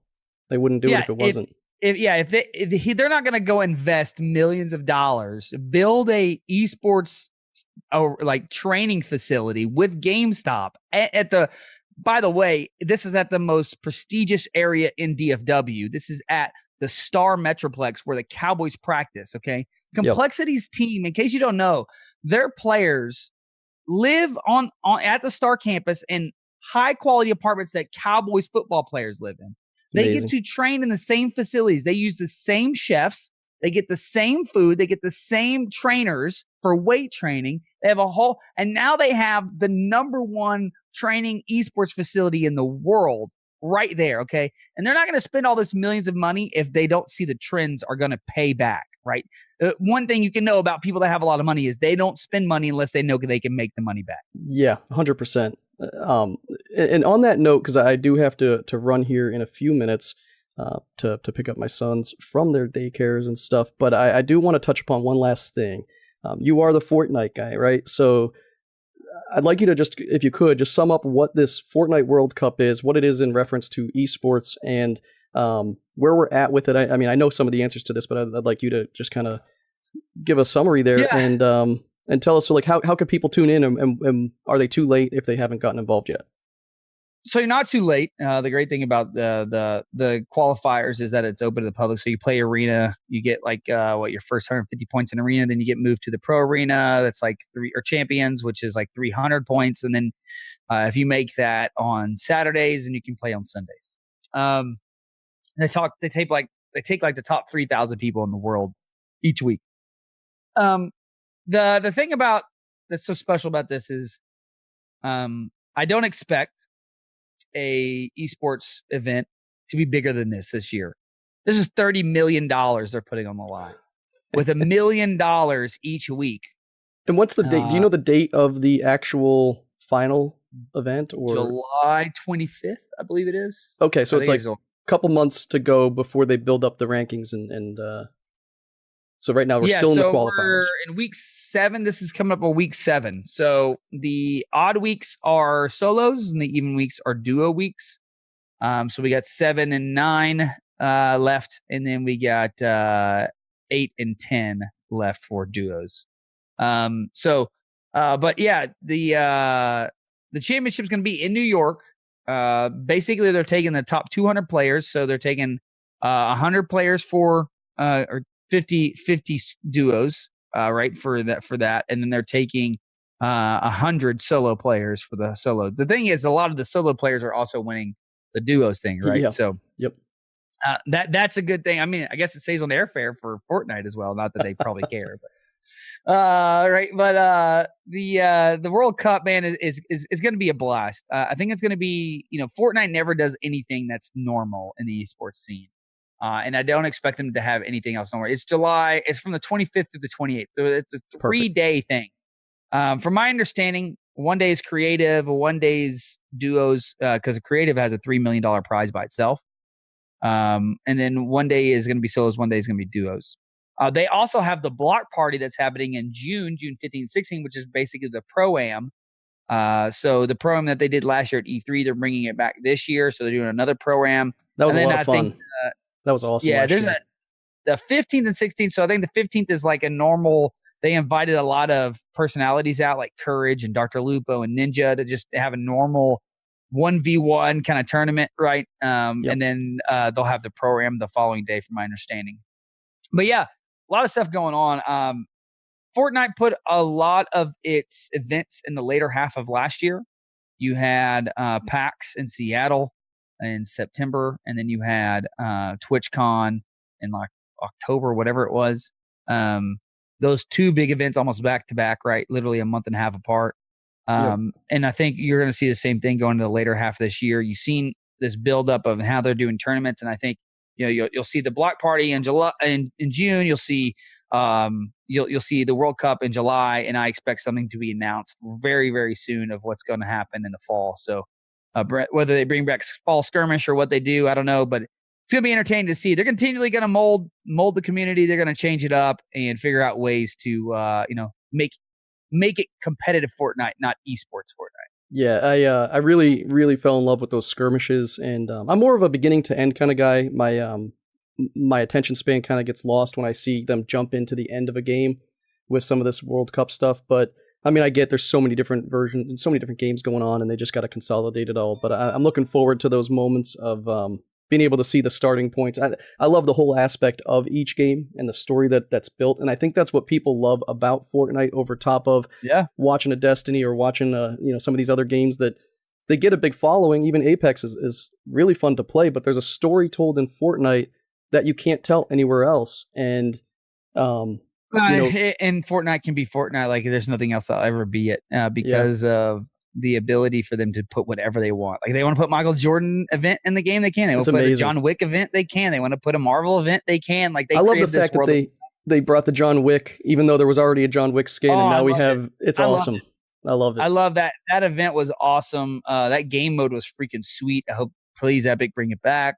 Yep. A lot of great things that they're doing that only fit in Fortnite and won't fit anywhere else, right? You can't go put Marvel in PUBG. It just would not work. Wouldn't work. I want to ask you, did you see the post on Reddit a couple weeks ago? Since you're a controller player, there was a post about how Epic should give us more customization with the controller and being able to switch from weapon to weapon using just the L1 and R1 buttons, right? And real quick, it was hold down L1, you get position 1. Tap L1, you get position 2. L1 and R1 together, you get position 3. Tap R1, position 4. And then hold down R1, you get position 5. And, the ones you have to hold down for a millisecond or two, you can put potions and whatnot there. But giving us the ability to get to certain weapons or items faster. What do you think of that? That's my last little tidbit before I... if you remember, controller customization has come a long way with them. They're the first game that ever let us, I think, on PlayStation, literally change what you want every button to be mapped to. I don't remember a game before that if they did. I didn't play it at least. Yep. But they literally let you have whatever you want. They've changed the sensitivity to building. They've changed the sensitivity to allowing you to enter edit mode. Right. All that stuff has changed. It's not out of the works. Like I think every time we see an update, it's a quality of life improvement. They continually give a quality of life improvement, and this is going to be another quality of life improvement. I think eventually you'll probably see something like that. I wouldn't put it out. I mean, they love to take things from the community and implement them in. And this is just a start to something I think they're going to continue to polish. They keep trying to polish their game. They keep trying to make it better. They want it to be the best game in the world. And I've sat there and talked to them many times. And I remember I had a meeting with their PR guy at TwitchCon last year. And he said to me, I think I've said this on the podcast. I said, hey, are you guys ever going to take the game out of beta? And he says, what's beta? He said, like, what is beta at this point, right? Up in the top of your screen, it says it every game. No, I think that's probably more of a joke than anything at this point. Yeah, well, here's the reason why. I don't know if you've ever heard me explain this, but and I don't have this confirmation for him. He basically said to me, finish out our conversation with their head of PR. He said, and his name's Nick. He said, the thing is we're going to put things in the game that are going to work, and we're putting things in the game that don't work. We don't have a problem trying new things, right? I love that. And that's what beta allows us to do.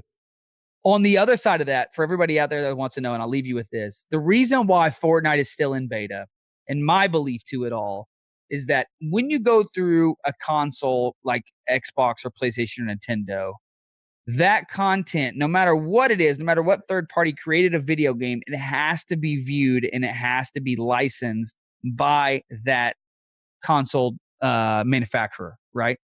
So what happens is when a game gets an update, a normal game comes out and gets an update like Destiny, it has to go through a registration phase that they actually have to clear, right? They actually have to test it, make sure it works, and then they send it to Sony, and then Sony reviews it. But they have to pay for the certification process. They call it a certification process.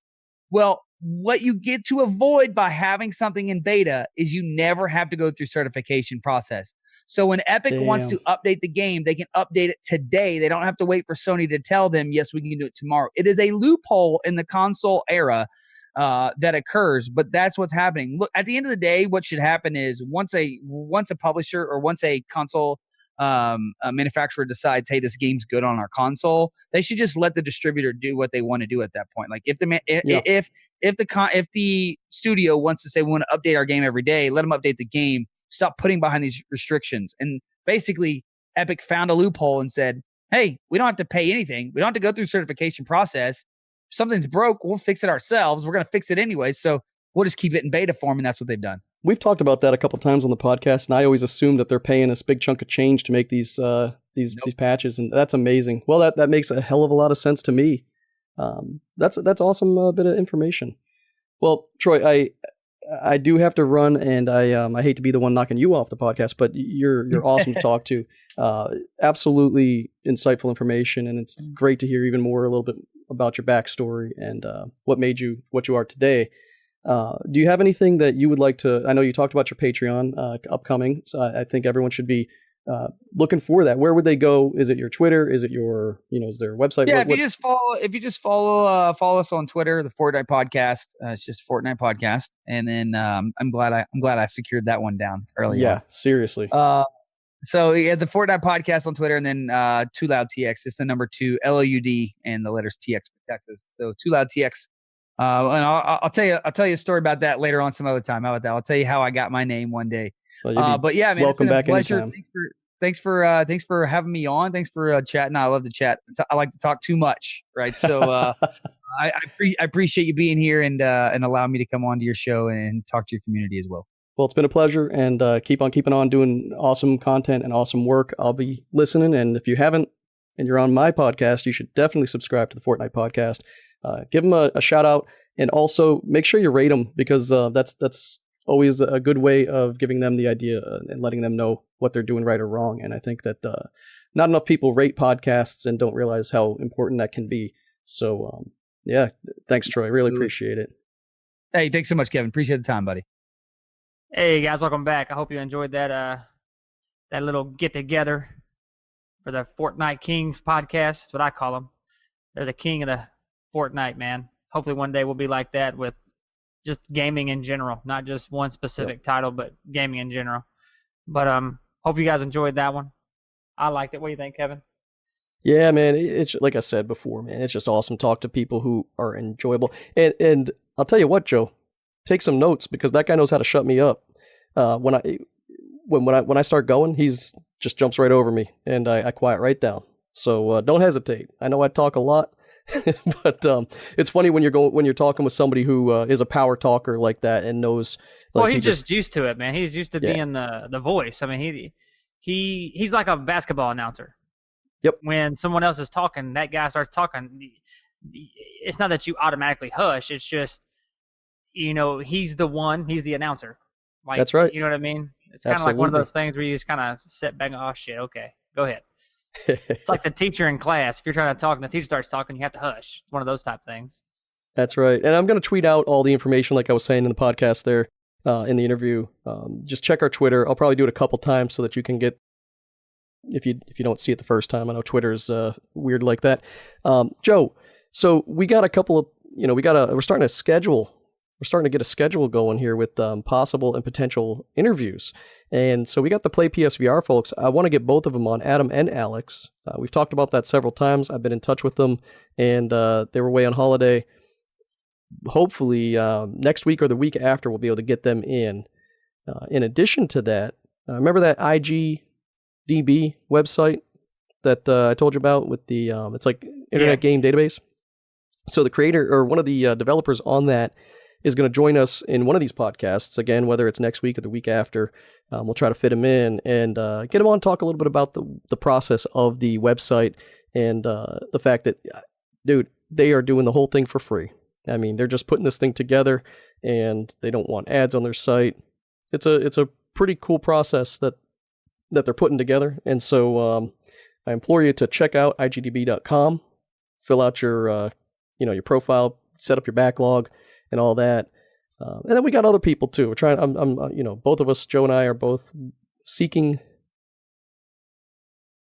compatible people to jump on this podcast, talk about their lives and stuff. And the more the merrier, man. I'm going to ask Kush here in a minute and see what he's doing, and see if he'd be interested in hopping on because he can get the Apex side of life. We don't do Apex, man. No, he's and a big Apex guy. It's been about a month since I played. I used to play with my friend Johnny, and that's a fun game too. Every time I see when I see you playing Blackout, I want to jump in. That's the problem, man. There's so many games. One thing I need to mention, and then we can wrap this one up, is stay tuned. Check out the Twitter of the Backlog Pod, and check out the YouTube of the Backlog Pod. I'm doing something different, and I'll tell you, I'm going to be honest as the podcast host of what I'm doing, so that you can play along and have fun or bash me or whatever. But I'm not the best gamer in the world. I'll go back to episode 8 where I commit to being that. But the truth be told, when you jump on my stream, I don't want you to be fooled. But I'm going to be putting entertainment out there. And whether you like it or not, it's what I'm doing. I have a couple different characters. It's going to be a little bit of fun. And, probably during some of my streams, I'll build those characters out and take feedback from the from the listeners or the viewers and stuff to, what would make it funnier or whatever. But I got a couple. Joe, I got Jimmy T. Jimmy T's out there. Jimmy T's out there, man. I already seen the video. Yeah, and so what we're doing is right now all these characters, they're coming into town. They're flying in. I got a couple more coming in this weekend. And they got to set up their rig. So we're going to put out some videos of them setting up their rig. And you can catch them. You're going to get a little profile for each of these so you can know who they are, what their background is. And then each of them are going to be designated a game. The backlog is going to start to get tackled. So we got Days Gone. We got God of War 3. We got finish Spider-Man. And so I got a couple folks. 100%. And so each of these characters are going to be playing these games, and you don't know what you're going to get out of some of them. That's all I can say. But it's going to be a lot of fun. It's going to be silly. And we're bringing a little bit of entertainment into esports. So we're going to call this one Esports Entertainment. And you can catch it really only on the Backlog Pod. on YouTube. That's right. There's some people who just do all entertainment, some people who just do all esports, and I'd say Dr. Disrespect is probably the closest to the esports entertainment, and I'm just not as skilled as him, so I think he's out of my league. So I'm taking this league and I'm consolidating it to the Backlog Pod. Joe, you've been a good sport. Thank you for sticking around for 20-30 minutes, even though I said 5-10, and I'm gonna get you some toothpicks for those eyes. Yeah, man. So thank you, and let's get into some gaming. That's for all of you listening. Tweet at us, go rate us, like us, follow us, subscribe, all that fun stuff. Just comment. Let us know what we could do better. Let us know what you want to hear. Let us know what games you want to talk about. And I did mention last week we got that Pokemon Go. We're working on that too, and I know that one's going to be an exciting one because Pokemon Go, man, that was a revolution a year or 2, 3 ago, and it's still going strong. There's communities that are just absolutely massive that you wouldn't even realize it. So we got a lot on the agenda here coming up in this summer. It's going to be an awesome summer. I'm excited for it. Oh, and check out the latest YouTube LS41 review. I finally did it. Nice long video, 22 minutes, 23 minutes. And it's got all the details on the LS41 Lucid Sound. And if you want to get 20% off, Team Emar Gaming. Team Emar. Team Emar. 20% off. That's what I run only, Lucid headsets. Kevin now is strictly a Lucid headset guy. I got him converted finally. I got Adam, Team Ramton. He's got a Lucid headset. They're no joke, man. Go to lucidsound.com, use Team Emar as a promo, you'll get 20% off. It's worth it. Yeah. And for real, I go into it. I have the Astro 850s. I got the Turtle Beach Elite 800s. If you want to if you want to find out why it's good, I get into it. I'm not super technical when it comes to audio. I don't have all the details as far as megahertz and all that shit. I'm just going to tell you truthfully, it feels better, it looks better, the buttons are better, it sounds better. Boom. It feels better. And it's cheaper. It's cheaper. When you're looking at $299 versus $199 for the top of the line model, I would go with the $199 if it sounds better, looks better, feels better, and all that. And it is no joke. I mean, you don't have to use Team Emar, right? You're welcome to spend 100%, but if you want to spend 80%, get 20% off, use the code. But whether or not you use it, use Lucid Sound over top of these other ones. I mean, if there's any other headphone companies out there listening, send us your headsets. We'll try them. But we'll try them. So that's another thing you have to look at, man, is the fact that Lucid Sound only has like 6 headsets. Yep. That proves a point that they don't need to keep creating 40, 50 different. They're driven down on what they want to do. Yep. Turtle Beach has like a $9 headset, a $15 headset, a $25. I mean, you could buy 100 different Turtle Beach headsets because they don't care. They just want money. You know what I mean?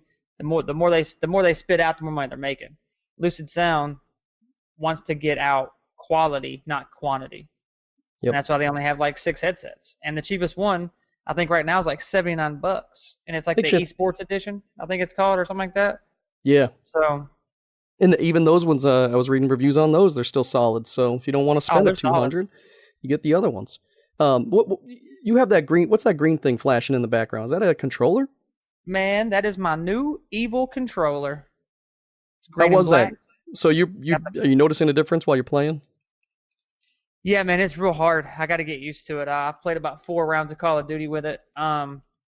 Joe, when you play for a week and then go back to a regular DS4, you're gonna lose your fucking mind. I can't even hold a regular DS4. If it doesn't have paddles on the back, I can't hold it. Yeah, you're gonna be there so soon. That's how I was feeling. Like they're real touchy, so I'm trying to get used to that again. But it's nice not having to take your thumbs off the joysticks, man. Yeah, that's one thing about it. Yep. So I think we have a 5% off code, right? A Team Emar on Evil Controllers. EvilControllers.com. Build you a controller. Team Emar, 5% off. I know it's not much, but that's that's what Evil Controllers does. It's 5%, but still 5% is 5%. I think it shows you that what they put into it. And I know scuff is expensive. I know a lot of these custom controllers are expensive because they got to take an actual controller, break it down, put their pieces in. It's manual labor. They customize every goddamn piece. It's not like running down a conveyor belt pumping out 1,000 DS4s. Every single one of them has a person manually putting these things together. So at first thought you can be like pissed off at the price, but at the second thought you can realize there's not a lot of wiggle room. They got to pay physical people to put this stuff together. So I get the price tags on some of this stuff, but hey, shows you 5% off is better than 0% off. And if you want to use that and you're checking them out, I'm starting to look at these evil controllers and thinking I should probably eventually get one of them. If we can sell a couple through here, maybe it'll be worthwhile. If we sell enough of them, I'll be able to get one for free to do a giveaway. So there you go. Hey, what I'd like you to do, if you don't mind, is keep an eye on some of the stuff that I've noticed with the scuff is like the drift. I'll be playing and like just say I'm using the right stick to turn. Sometimes it feels like it doesn't stop for a split second, like a millisecond. If I turn right, it goes for a millisecond after I let go. And I've noticed I've noticed that every once in a while. It's not all the time. And I reached out to them and they said, "Oh, that's sorry. You should plug it in." That's unfortunate. Yeah, that's unfortunate. $300 controller, but you're obviously going to do a review on it, and when you do, as you play with it, I want you to check that one thing out because that's one of the biggest pains in the ass is that. And also on the scuff, I got the one that's oversized, and I just wish I had that DS4. A lot of people like the Xbox controller over top of the DS4, but I've been playing the DS4 for 5 years, 6 years, and I'm so used to it. I just wish this was a little bit smaller, personally, but. I don't got much else, but what do you got, Joe? You got anything else? That's all I got, man. I'm hoping they enjoyed another episode of the Backlog. Yeah, man, hell of an episode, and we're gonna be pumping these things out, so keep your eyes open. Have your phone ready to go on Sunday night. Hold it until you wake up. It's gonna buzz. It's gonna say another episode, Backlog, and you can be listening to it on Monday morning. That's right. That's the goal. Joe, it's always fun, always a pleasure. Tomorrow during Memorial Day off, we're gonna be fragging some fools. Oh yeah, we're gonna be playing. Let's do it. I'm Kevin. I'm Joe. And this is the Backlog Podcast. Thanks for listening, guys.